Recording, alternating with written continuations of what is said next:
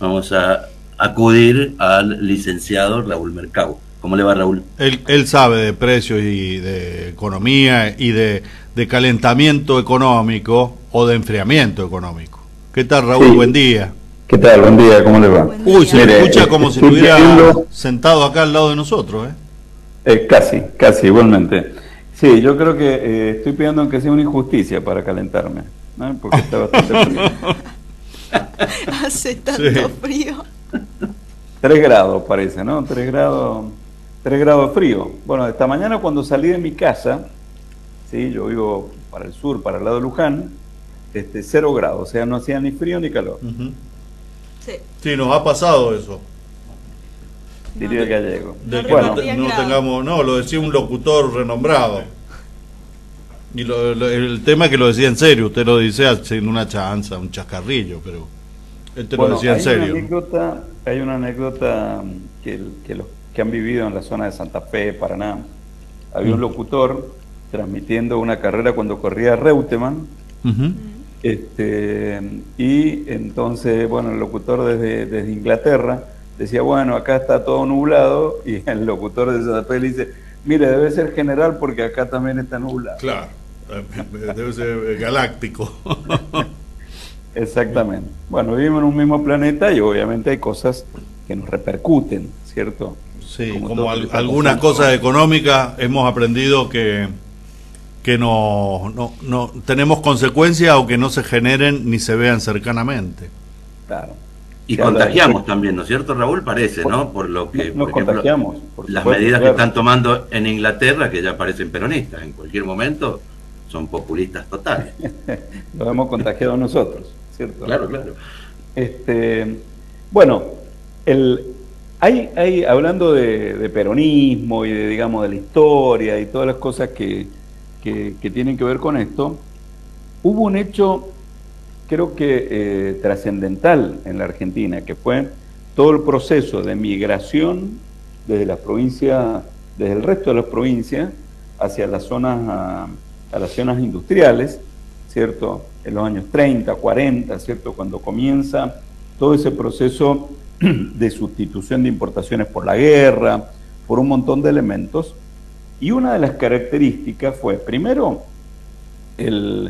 todo el aparato sindical y de leyes protectoras del trabajo que fueron muy importantes para la Argentina. Es decir, hoy en muchos casos, en muchos medios, en muchos lugares, se ve, digamos, como con el resto de la política, podríamos decir, una visión muy negativa del sindicalismo, de las leyes laborales, se reclama reformas laborales, que bueno, que habrá que analizarlas seriamente, ¿cierto? Solamente el título de reforma laboral creo que es muy malo decir si estoy a favor y en contra cuando en realidad hay que ver la letra chica. Pero más allá de eso, para la Argentina fue un proceso realmente positivo, ¿cierto? Y de suma positiva. ¿Por qué? Porque era un sector que prácticamente estaba excluido en muchos lugares, recordemos el Estatuto del Peón Rural, digamos, un montón de cosas que fueron verdaderos adelantos, ¿cierto? Y que de alguna manera estaban en sintonía con las figuras más progresistas que habían en ese momento. ¿Por qué me refiero a esto? Porque todos estos trabajadores que se incorporaron a la industria nacional, muchas de ellas eran pymes, eran pequeñas industrias, comenzaron a adquirir por primera vez electrodomésticos, ¿sí? Uh-huh. Y hay un recordado discurso de Perón donde justamente destaca eso cuando hace algunas reformas en el 52, ¿cierto? Porque las condiciones externas eran bastante complejas. Perón resalta en ese discurso que los trabajadores habían podido adquirir heladeras, digamos, lavarropas, ventiladores, cocinas. Exactamente, ¿cierto? Que hoy nos parece una cosa de lo más natural, pero en ese momento fue un verdadero progreso y bienestar. Por eso lo que vamos a comentar hoy tiene que ver con justamente la encuesta que ha publicado esta semana el INDEC sobre los comercios de electrodomésticos y artículos para el hogar, para tener una idea cómo está la evolución vamos a ver qué productos y todo esto, cómo está la evolución de las ventas de estos negocios. Que esto tiene una doble lectura. En primer lugar, obviamente lo que hablábamos recién, el acceso de las personas a este tipo de bienes, ¿cierto? Muchas de ellas son más o menos tecnológicas, otras son, digamos, servicios básicos que tiene que tener un hogar, pero por el otro lado está una industria, ¿cierto? Una industria que produce estos bienes y que es importante ver cómo es su evolución. Y después también la forma en que se alimentan esos aparatos, la producción de energía. Correcto, exactamente, ¿cierto? Justamente por eso son electrodomésticos, claro, ¿cierto? Que hay algunos que son de nueva generación y que están, digamos, uno puede ver como distintos colores, uno va a comprar una heladera y va a ver que tiene ahí como un aplique y bueno, y uno no entiende mucho. Bueno, justamente esos colores hay que mirarlos muy bien porque tiene que ver con el grado de consumo de ahorro que pueda tener la energía. Y es importante asesorarse, ¿cierto? Un poco, Emilio, yo creo que está destacando eso porque claro, la electricidad además va a tener aumentos, ¿cierto? Y entonces hay que cuidar. Yo en casa voy apagando luces, ¿cierto? Porque los hijos, como ellos no pagan, pagamos nosotros. Póngale un medidor en cada habitación. Pero si hay algunos que apagamos las luces. Algunos hijos, sí, algunos hijos apagamos. Y algunos lo pagan. Usted la paga nada más, pero no la paga. Bueno, la felicito. Ya vamos a hablar con el responsable de esa vivienda y le vamos a decir cómo son las cosas. Vamos a preguntar, ¿cierto? Vamos a hacer una indagatoria. Vamos a hacer una encuesta. Bueno, como les decía, en el año 2021, que fue una recuperación después del 2020, en el primer trimestre las ventas en términos nominales, es decir, incluida la inflación, crecieron un 97% respecto al mismo trimestre del año anterior, en el segundo trimestre un 85%, en el tercero 51%, en el cuarto 48% y en el primer trimestre un 52,3%. Hay que tener en cuenta que en el último dato del IPC, la inflación, digamos, a los 12 meses fue del 58%, es decir, que en términos reales, en el primer trimestre podríamos decir que estamos por debajo. Esto, vamos a ver si esto se verifica o no, pero esto implicaría que en cantidades, si bien ha aumentado en facturación, podría haber disminuido. Para tener un dato actualizado, en el mes de enero, mes contra mes, ¿cierto? Respecto al mismo mes del año anterior, fue casi un 71%, en febrero casi un 52%, y en el mes de marzo un 36,9%. Es decir, hay un componente estacional importante en la compra de los electrodomésticos, ¿cierto? Especialmente de estos bienes. Veamos un poquito cómo fue la evolución comparando lo que son las ventas totales en la Ciudad Autónoma de Buenos Aires y el resto del país, ¿cierto? En promedio, en el primer trimestre, estas ventas de electrodomésticos crecieron un 53,2%, en tanto que en la Ciudad Autónoma de Buenos Aires crecieron casi un 58%, en los 24 partidos del Gran Buenos Aires un 49,4%, es decir, una evolución menor, y en el resto del país más o menos en el promedio nacional, es decir, un 53%. Esto del partido de Buenos Aires, que hayan crecido menos, también es una señal importante que habría que tener en cuenta o analizar los componentes sociales que están involucrados en esta situación, en un sector, ¿cierto?, que socialmente es bastante interesante o tiene características muy particulares. Entonces, lo que decíamos era, las ventas totales crecieron un 53,2%, y veamos cómo se comportaron los distintos productos. ¿Cuáles fueron los productos que en términos de facturación, ¿cierto?, en términos de ventas totales en precios corrientes más crecieron? Las heladeras y freezers, ¿sí? Quiere decir que estamos hablando de una necesidad básica en los hogares para poder cuidar los alimentos, ¿cierto? Es decir, ha habido una demanda importante de esto. Veamos cómo fue el comportamiento de estos productos en el mismo periodo, en el 2021, habían crecido un 78,3%. Es decir, es un sector realmente demandante. Otro sector que también ha sido importante son los equipos de aire acondicionado y climatizadores, que aumentaron un 67,2%. Acá hay un dato interesante, porque en algún momento cuando el gobierno anterior, ¿cierto?, el gobierno del PRO, comentaba las ventas de equipos de aire acondicionados, un funcionario dijo, bueno, lo que pasa es que los argentinos están viviendo una ilusión, ¿cierto?, y que deberán abandonar porque había subsidios, criticando un poco los subsidios de la electricidad y todas estas cosas que comentaba Emilio. Claro. Ahora, y comenzaron a subsidiar a los dueños de las empresas o a las empresas en lugar de a la gente, ¿no? Claro, entonces la gran pregunta es, ¿quiénes tienen derecho a este tipo de progresos? Otro de los productos que también tuvieron en tercer lugar un desempeño bastante importante en este primer trimestre son lavarropas, secarropas y lavavajillas, ¿sí? Con lo cual también, fíjense, son elementos básicos de un hogar, ¿cierto? Pensemos en heladera, freezer, lavarropas, son los que han tenido una de las evoluciones más altas dentro de las ventas. Y otros productos que muchas veces son como estigmatizados, ¿cierto? Los equipos de radio o similares, o los televisores, han estado por debajo de esto, han estado en un 42%, este tipo de productos, ¿sí? Y las computadoras y accesorios informáticos crecieron solamente un 35%. Esto como para tener un panorama general en términos de ventas. En términos de unidades,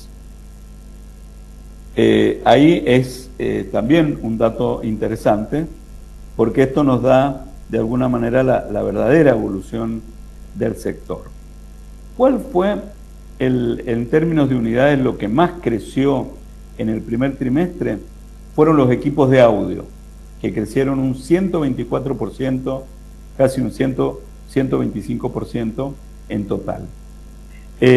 Las cocinas eléctricas, hornos eléctricos y microondas crecieron un 31%, un sector que se destaca dentro de las cantidades vendidas como una de las que más se vendieron, podríamos decir, en tercer lugar.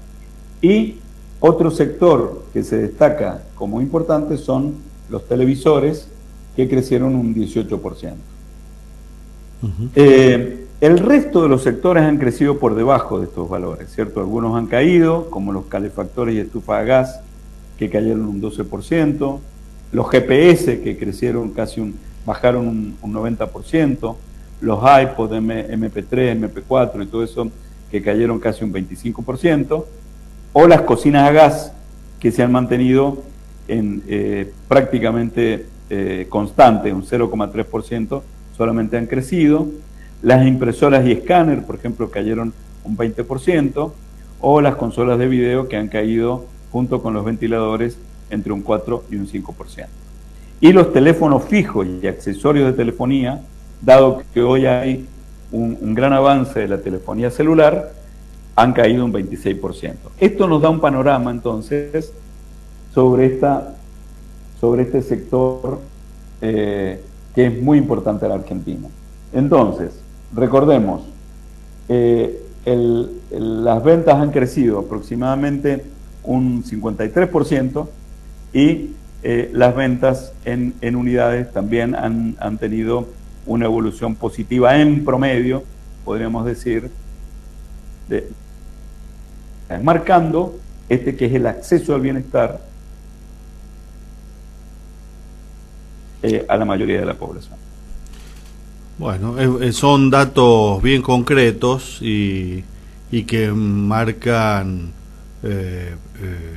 cómo evoluciona, de acuerdo a este sector, cómo evoluciona un sector de la economía. supongo que con las otras cifras, por ejemplo las que dio la semana pasada Raúl, y más algunas que empiezan a aparecer en distintos informes, se le puede sumar las variables que se empiezan a conocer de las respuestas del censo, y ahí tenemos un panorama bastante interesante para que los que rigen los destinos de la economía de este país tomen decisiones. A propósito de decisiones, le vamos a preguntar a Raúl Mercado en relación a este cambio que hay en el monto mínimo para que estén grabados los honorarios, sueldos y rentas en ganancias. ¿Cuál es mi opinión al respecto? Primero ya es un hecho que se va a elevar el mínimo, ¿no? Sí, primero, esta mañana a las 11 aproximadamente se van a publicar los montos definitivos de este cambio de los mínimos. En primer lugar, entendamos que en una situación inflacionaria, una mejora salarial no puede verse perjudicada por el alcance de impuesto a las ganancias. ¿Por qué? Porque si tuviéramos una situación de estabilidad, ¿cierto?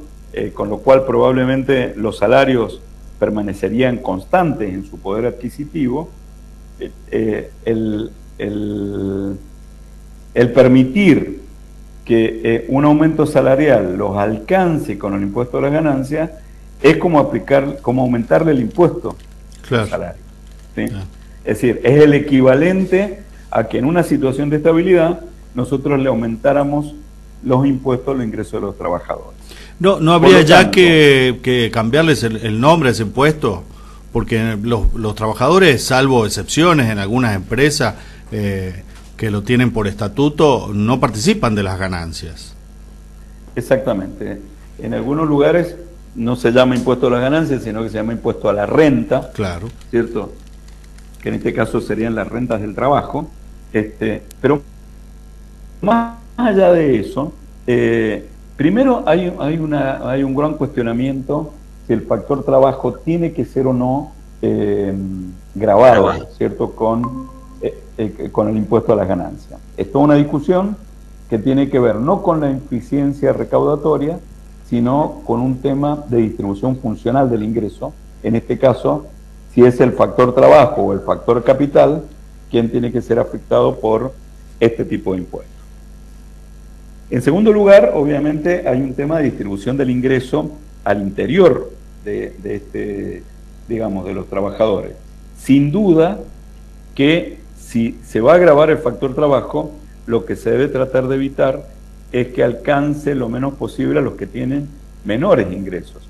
Y lo que ha estado sucediendo con las paritarias frente a una inflación de casi el 60%, un 58% en los últimos 12 meses, sin duda que es necesario un ajuste del impuesto a las ganancias. Por eso creo que es una buena noticia que frente a un proceso inflacionario como el que estamos viviendo, se modifiquen el mínimo, no imponible, o la escala, en el cual grava el impuesto a las ganancias. Obviamente, hay toda una situación que tiene que ver con los compromisos de recaudación frente al acuerdo con el Fondo Monetario Internacional. Ahora, de ninguna manera podríamos pensar que el aumento de la recaudación se dé a costas de gravar los ingresos de los trabajadores. Me parece que no es el sentido. El sentido sería que la recaudación aumente por un aumento de los niveles de actividad, que implique una mayor recaudación frente a la situación. Y eso es lo que se está, eso creo que es la idea del acuerdo original con el Fondo Monetario, que no atacar las bases del crecimiento, porque eso atenta justamente para uno de los objetivos del acuerdo, que es mejorar la recaudación tributaria. Bien. Hablando de datos, Rubén, Sergio Viñeski, Raúl, perdón. Sí, Rubén es un primo mío. No, es que estaba leyendo no se dedica a la economía. Justo un informe de un periodista que se llama Rubén, y al lado aparece uno de Sergio Viñeski, que es historiador, pero aparece en los medios hablando de la ligazón que hay entre la historia y la economía, y él plantea que se hacen estudios casi sobre todo en economía para tener cifras, para tener datos, para conocer sectores y para tomar decisiones. Menos de lo que hacen y de cómo viven y cómo utilizan sus fondos los millonarios o los multimillonarios. Solo conocemos en general quiénes son por la publicación de Forbes, que publica los más adinerados del mundo cada tanto, y va haciendo publicaciones parciales de acuerdo a los sectores, pero no publican en qué gastan su dinero, cómo lo obtienen, cómo es el circuito del dinero en sus empresas, qué relación hay entre sus ingresos y lo que les aportan a los trabajadores, a las trabajadoras, en cada uno de los rubros donde tienen intereses. Estos detalles que están no se conocen ni se difunden.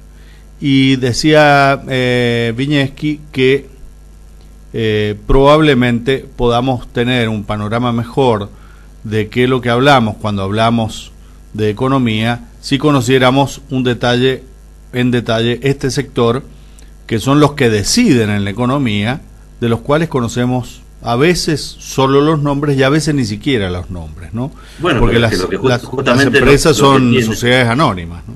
Pero lo que tienen justamente es dinero, y ese dinero lo que posibilita es que se conozca de ellos lo que ellos quieren que se conozca. Claro. Esto es bastante simple, ¿no? Pero los que quieren conocer cómo gasta el dinero el resto o las mayorías, tienen instituciones que a veces financia el mismo Estado o las universidades, organismos vinculados, sí, y que ninguno se dedica a investigar la riqueza, ¿no? A ver, pero esto es huevo y gallina a la vez. Con sí, esa información es con la que esos que aparecen en Forbes se hacen del dinero. Claro, claro. De todos modos, creo que, hay dos dimensiones, ¿cierto? Sobre todo en los países como Estados Unidos o en Europa, hay mucha información, sobre todo de estas empresas que cotizan en bolsa y todo eso, cómo es el origen de los fondos de las empresas, de los cuales los dueños se conocen perfectamente. Es decir, esto de Viñeski probablemente ocurra en la Argentina, pero en muchos lugares del mundo, estos que aparecen en Forbes y todo eso, hay mucha información.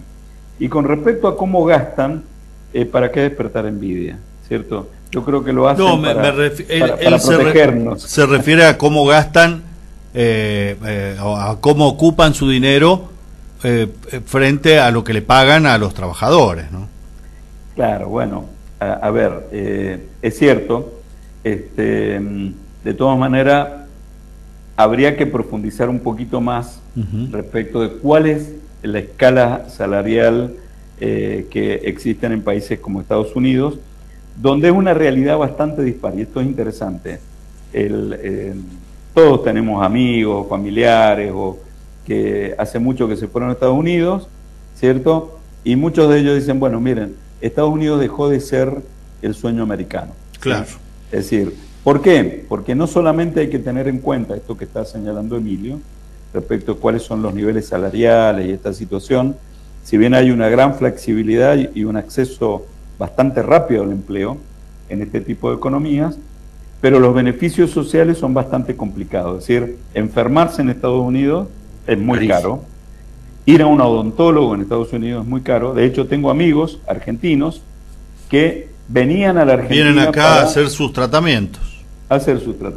Y entonces, ir al psicólogo en Estados Unidos es impensable, cuando nosotros es un servicio que tenemos muy a la mano y muy incorporado, ¿no?